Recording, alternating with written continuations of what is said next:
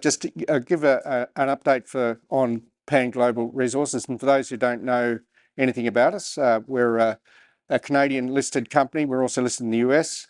We have a copper exploration project in southern Spain, which is getting close to a resource, and we have lots of exploration potential as well. So we're still a little bit unknown in Europe, but I think we have potential here to be one of the next important copper producers in Europe. At least that's one of our objectives. So a bit of a summary. So firstly, underpinning our value, if you like, a backstop to our market cap at the moment, is that we do have an advanced exploration project. We've drilled 150 holes in it at the moment. The deposit is still growing. We're also evaluating a number of other targets. We have a 20,000 metre drill program underway at the moment, with 3 drill rigs turning since the beginning of the year. In fact, we've been drilling non-stop for nearly 3 years, very much focused on copper. We're also located in a famous geological province called the Iberian Pyrite Belt. This is a great mining area. It's got excellent permitting. It's an excellent permitting jurisdiction.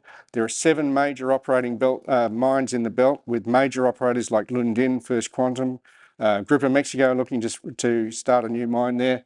Sandfire made a nearly $1.9 billion investment into buying 3 mines in Spain last year. So very active mining area, long established pedigree, and still attracting major companies. We have a very experienced board, both includes mine builders, also financial backgrounds, etc. My own background, I was with Rio Tinto for 24 years. I've been in the mining industry in and around it for about 40 years. And then our team on the ground, which includes a lot of experienced geologists. We have 2 mining engineers on our team, and we're really positioning ourselves to take our new copper discovery forward. We have money in the bank. We're fully financed through to the end of the year. We had about 10 million, a bit over 10 million at the beginning of the year, and we've just recently approved an 8.5 million budget for this year. That's Canadian dollars. So we're in good shape from that perspective as well. I think I'm not going to spend a lot of time on this, but clearly having a copper deposit in Europe is, I think, a big advantage. Adding to that copper has just been added to the list of critical metals. So I think that's going to also help us a lot, whether it be on permitting or potential low-cost financing, research assistance, etc. So, and given the push towards security of supply of raw materials and so on, I think we're in a great location, and hopefully we can be feeding this sort of hungry copper market in this decade, not next. We also have some tin, which I think is a great addition. It will help with the economics of this deposit, hopefully. So just going into a bit more detail now. So we're located just north of Seville. We're about 30 minutes drive. We're at the eastern end of this Iberian Pyrite Belt. As I say, there's 7 big operating mines with major operators through the area. It has excellent infrastructure. There's also a smelter owned by Freeport about 70 kilometres away. So going in a bit closer, we're surrounded by some big mines. Just to the west, that's our project area called Escacena, where we've made our discovery called La Romana down the south. So just 20 kilometres off to the northwest is Atalaya mining, a big open pit. It's actually the site of the original Rio Tinto mine where the Rio Tinto company began. They've got a big open pit operation there today. Just to the east is First Quantum, which have been operating the Las Cruces mine. That's about 12 kilometres to the east of us. That was one of the highest grade open pit copper mines in the world. And right next door to us is Grupo Mexico, which are looking to restart an old Boliden mine called Los Frailes, and they're going to go underground. The expectation is that they'll commence construction sometime this year. So we're in a great location, and I think we've got potential to make additional discoveries as well. So a little bit of detail. So our first target in this area, first drill holes into that target were what we've now recognised as our discovery holes. Hole 2, you can see there, 20 odd metres at over 1% copper, from near surface, 30 odd metres below surface. So it says 139 drill holes. We've actually, since this slide was produced, we've now drilled another 10 or 12 holes. I think we're up to hole number 151, and it's still growing. So as I say, it's an open bit target. It's very predictable, very simple geometry, comes to surface.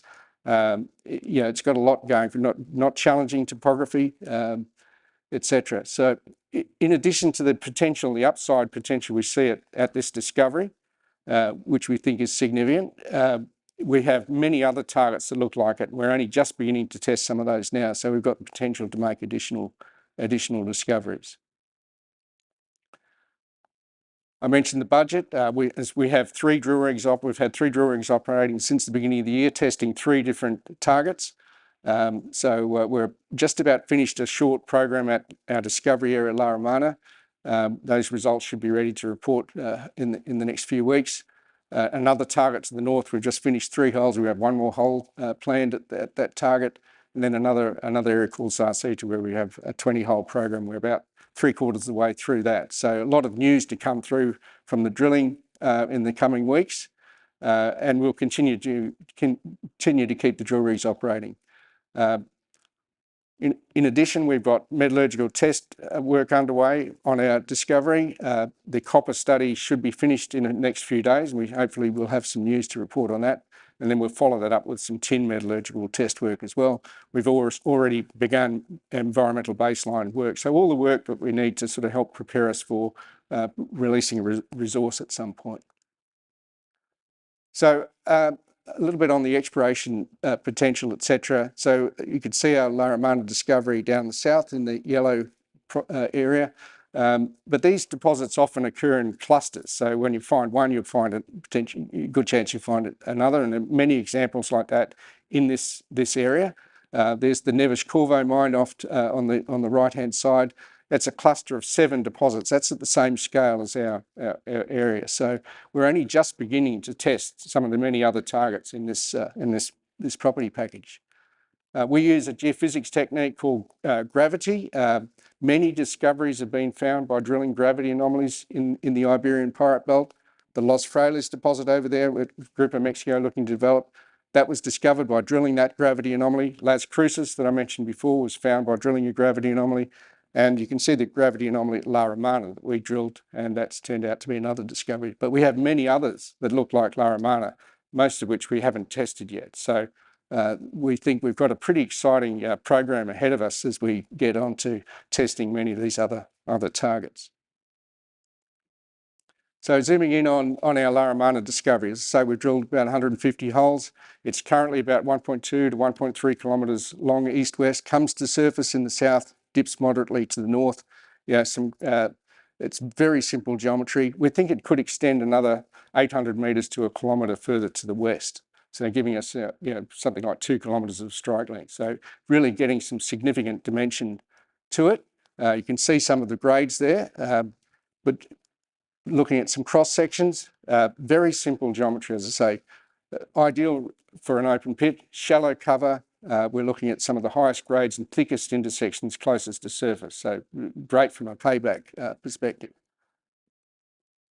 Again, another simple section. This is over 50 metres thick. Again, some great grades, open at depth, very simple, continuous geometry, and see very flat topography as well. So just comparing our discovery, which is in green here, with depth to mineralisation in some of the operating mines, which are in red, and some of the more advanced exploration projects in blue here. So many of the underground mines are operating from 350 to 1.2 kilometres depth. And some of the other exploration projects, advanced exploration projects, are also quite deep. Las Cruces, they had to remove 150 metres of cover in that open pit to get to the top of the ore body, whereas we've got mineralisation right from surface. So it's a big advantage for us. It means it's cheaper to test and potentially a lot cheaper to mine as well. So I think our average hole depth is something like 200 metres at Laramana discovery. So looking at some of the exploration upside, this is the brown blobs are gravity anomalies, and you can see this red area, which is the 0.2% copper grade shell, coincident with a gravity anomaly. We have this big anomaly to the west with some old Roman mine workings. That's why we think that our discovery is going to grow. And we've just been negotiating access to the farm to the west, and we hope to have that access sorted out in the coming weeks. And we'll be looking at a pretty intensive drill program to continue to extend the Laramana discovery, near surface, shallow mineralisation. And then we have another big target, the blue area to the north. It's a sort of a down dip projection of the Laramana discovery. It's a big geophysics target. We've finished 3 holes on that at the moment. We've got one more to go. We'll probably end up doing some more drilling on that target as well. So that's just another example of the potential in the area that we're looking at. And then another drill target up in the north. This is we've got a 20-hole program on this target. It's 2.5 kilometres long. It's twice the length of our current Laramana discovery. We've drilled 15 holes at the moment. It's a combination of coincident indicators with its geophysics, geochemistry, old mine workings, etc. So, yeah, this is again another big target that we're still testing at the moment, and we should have some results out over the coming weeks from this target as well. As I say, we've got many other targets that we haven't even got to yet. We may not have even tested the best. I won't say much about this. We do have another project about 200 kilometres to the north, more lead, zinc, silver. We do have a short drill program planned for that this year as well, but we have intersected some pretty exciting sort of values in lead, zinc and silver, but our main focus is very much on the copper targets down the south in the Iberian Pirate Belt. So just our capital position, as I say, our share price is about 38 cents at the moment, market cap about 80 million Canadian. So as I say, we're fully financed for this year. We started this year with about 10.2 million in the bank, and the budget for this year is about 8.5 million. We're about 9% held by insiders. That's 14% on a fully diluted basis. We have about 12% institutional shareholdings, but as I say, fully financed for this year. So I think going forward, we really see 5 major price catalysts this year. Firstly, will be the access to the farms to the east and west of our discovery, where we think we can grow our copper deposit significantly. And then secondly would be the drilling that will follow on those areas. And thirdly, the metallurgical test work, as I say, that we should have some of that ready to report in the coming weeks as well. And then, of course, the fourth catalyst would be the potential to make another discovery on one of the many other targets that we're drilling. And then the final one would really, we're continuing to look at other opportunities. We're continuing to generate new targets throughout the area. So, yeah, I think we've got every expectation for a pretty exciting year ahead of us. Perhaps I'll leave it there. Thank you.